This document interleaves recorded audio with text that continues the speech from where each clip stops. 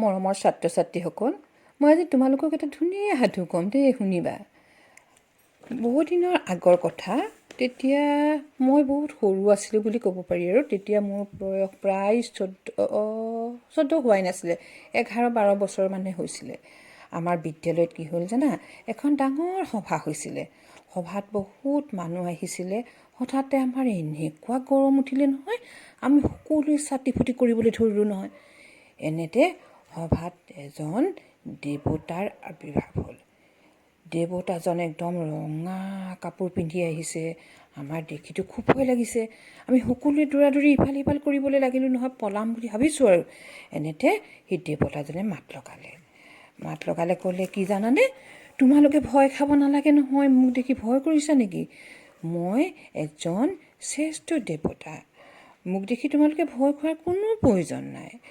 তেতিয়া আমি সকলোৱে তেওঁলৈ চালোঁ আৰু তেওঁক দেখি ইমান ভাল লাগিলে, ইমান সুন্দৰ এজন দেৱতা নহয়। আমাৰ মনটো একেবাৰে ভাল লাগি গ'ল। আমি তেখেতৰ ফালে চাই থাকিলোঁ আৰু। তেখেতে ক'ত থাকে, ক'ৰ পৰা আহিছে, তেখেতৰ কাম কি, তেখেতৰ ঘৰ ক'ত, তেখেতৰ ঘৰত কোন কোন আছে, সকলো এফালৰ পৰা আমাক কৈ যাবলৈ ধৰিলে নহয়। আমি আৰু সকলোৱে মন দি শুনিলোঁ। এতিয়াও মোৰ সকলো কথা মনত আছে। আজি মই তোমালোকক সেই দেৱতাজনে কোৱা কথাখিনিকে ক'ম, তোমালোকে বেলেগৰ আগত ক'ব পাৰিবা। বৰ প্ৰয়োজনীয় কথা, শুনিবা দেই। তেখেতে কি কৈছিলে জানা?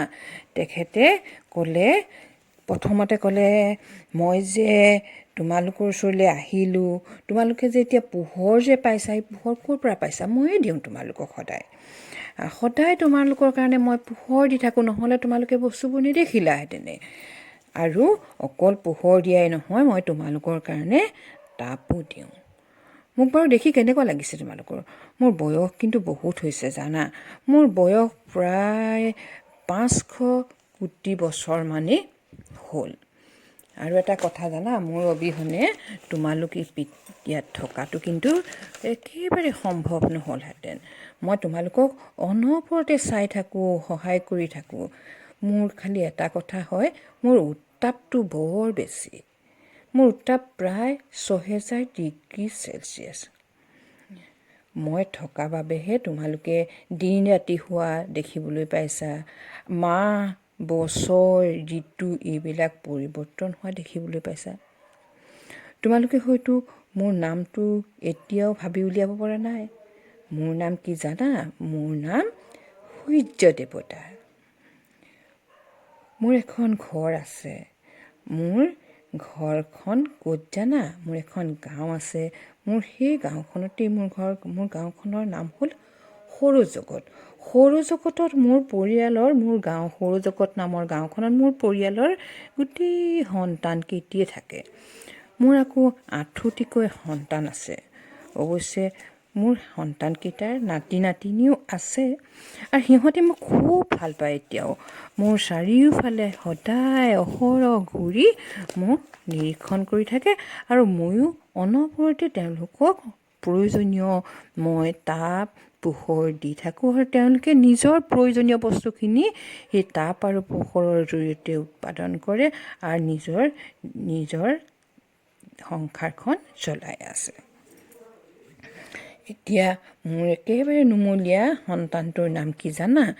তাৰ নাম হ'ল বুধ। মোৰ ঘৰৰ একেবাৰে ওচৰতে তাৰ ঘৰ। আৰু একেবাৰে ডাঙৰ, আটাইতকৈ ডাঙৰ সন্তানটিৰ নাম আকৌ হ'ল বৃহস্পতি। বুধৰ আকৌ কোনো সন্তান নাছিল, সেইটো কথা মই তোমালোকক ক'বলৈ থাকিয়ে গৈছিলে।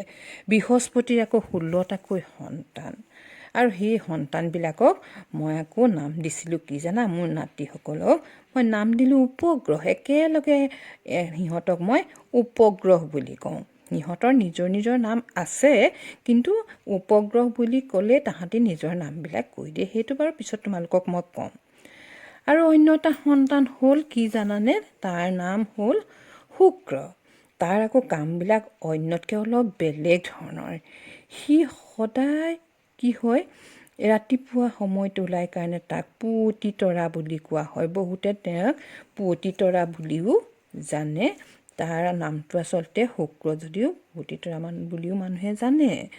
কিন্তু তাৰ আকৌ কামটো মই যে ক'লোঁ ওলোটা, সি বাকীবিলাকৰ দৰে নহয়, সি পূবৰ পৰা পশ্চিমলৈ সদায় ঘূৰি থাকে। তাৰ পাছৰজন সন্তানৰ নাম কওঁ শুনা। তাৰ পাছৰ সন্তানজনৰ নাম আকৌ আছিলে, তোমালোকে য'ত যে ঘূৰি ফুৰিছা এতিয়া, য'ত যে আছা, য'তে থাকা, এই জগতখনৰ নাম হ'ল পৃথিৱী। এই পৃথিৱীখন মোৰে সন্তান। পৃথিৱী মোৰ এটা গ্ৰহ, মোৰ এটা সন্তান। ই অতি সুন্দৰ। ইয়াৰ এটা বেলেগ নামো আছে, ইয়াক নীলাগ্ৰহ বুলিও জানা যায়। কিয় কয় জানা? এই পৃথিৱীখনত আচলতে এই পৃথিৱী নামৰ গ্ৰহটোত পানীৰ পৰিমাণটো বহুত বেছি, মাটিতকৈ বহু গুণে বেছি। তোমালোকক মই পিছত ক'ম বাৰু সেইটো কথা। এতিয়া সেইটোকে জানি থোৱা যে সেইকাৰণে তাক নীলাগ্ৰহ বুলি জনা যায়। তাৰ পাছত পৃথিৱীৰ আকৌ এটা আছে নহয়, সন্তান আছে নহয়, একমাত্ৰই সন্তান। সেইটোৰ নামটো কৈয়ে দিছোঁ, তোমালোকে শুনিছা চাগে। তাৰ নাম চন্দ্ৰ, জোন বুলিও কোৱা হয়। আৰু অতিকৈ মৰমৰ সি মোৰ নাতি। আৰু এতিয়া মই তোমালোকক কেইবাটাও সন্তানৰ কথা ক'লোঁ। মোৰ সন্তান একেবাৰে সৰু বুধ, তাৰপিছত একেবাৰে ডাঙৰ বৃহস্পতি, শুক্ৰৰ কথা ক'লোঁ, পৃথিৱীৰ কথা ক'লোঁ। তাৰপিছত মংগল নামৰ এটা মোৰ সন্তান আছে। সি আকৌ বৰ ৰঙা বগা, দেখাত বৰ ধুনীয়া, সেইকাৰণে তাক ৰঙা গ্ৰহ বুলি জনা যায়। তেওঁৰ আকৌ দুটা সন্তান, মংগলৰ দুটা সন্তান। তাৰ পাছত আৰু এটা সন্তানৰ নাম আকৌ ক'ব লাগিব নহয়, তেওঁ হ'ল শনি। শনি আকৌ কি হয়, বৃহস্পতিতকৈ অলপ সৰু, বাকী সকলোতকৈ ডাঙৰ, অৰ্থাৎ 2 নম্বৰ বৃহৎ গ্ৰহ হ'ল শনি। আঙুঠিৰে সৈতে শনি কিন্তু বৰ ধুনীয়া গ্ৰহ।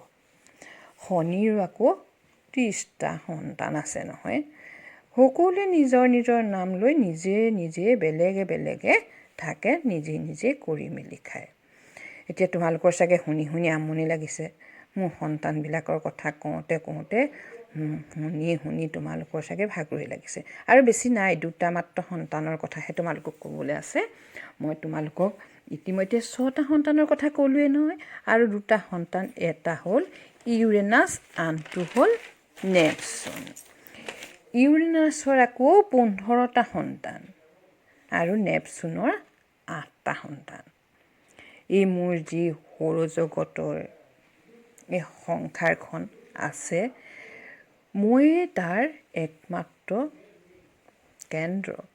মোকে লৈ সিহঁতি নিজৰ নিজৰ সংসাৰবোৰ চলাই আছে আৰু সদায় মোৰ কাষে কাষে সিহঁতি ঘূৰি ফুৰে। আজিলৈ মই তোমালোকক এইখিনিকে ক'লোঁ মোৰ পৰিয়ালটোৰ বিষয়ে। আকৌ কেতিয়াবা সময় সুবিধা মিলিলে তোমালোকৰ ওচৰত আহিলে মই তোমালোকক মোৰ পৰিয়ালৰ বিষয়ে আৰু বহু কথা আছে ক'ম বাৰু। কিন্তু এটা কথা তোমালোকক ক'বলৈ থাকি গৈছিলে, মোৰ আৰু এটা সন্তান আছিলে জানা। তাৰ নাম আছিলে প্লুটো। সি একেবাৰে সৰু আছিলে, মোৰ ঘৰৰ পৰা বহু দূৰত, গোটেইকেইটাৰে গৈ গৈ গৈ গৈ শেষত তাৰ ঘৰটো আছিলে। কিন্তু অলপ দিন হ'ল সি কি কৰে, তাৰ আচাৰ আচৰণবোৰ পৰিৱৰ্তন হ'ল। বাকী মোৰ সন্তানখিনিৰ লগত, মোৰ গ্ৰহখিনিৰ লগত সি নিমিলা হ'ল। নিমিলা হোৱাৰ পিছত মোৰ কি হ'ল, ভাল নালাগিলে তাক। সেইকাৰণে তাক মোৰ পৰিয়ালৰ পৰা বাদ দিলোঁ। সি এতিয়া বেলেগে থাকে, সি বেলেগে খায়, বেলেগে থাকে, বেলেগে কৰে। মোৰ ওচৰত আৰু অহা যোৱাও নাই। গতিকে আজি আৰু মই তোমালোকক মোৰ পৰিয়ালটোৰ বিষয়ে ইয়াকে ক'লোঁ। এতিয়া তোমালোকে এইখিনি কথা মনত ৰাখিবা। মই কোনো ভয় খাবলগীয়া দেৱতা নহয়, মই তোমালোকৰ অতি প্ৰয়োজনীয় সূৰ্য দেৱতাহে। সকলো শক্তিৰ উৎসই হৈ মই। গতিকে আজিলৈ মই যাওঁ, সেই বুলি কৈ সূৰ্য দেৱতা গুচি গ'ল। কেওফালে আন্ধাৰ হৈ গ'ল। লগে লগে আমিও ঘৰলৈ ইমানতে গুচি আহিলোঁ।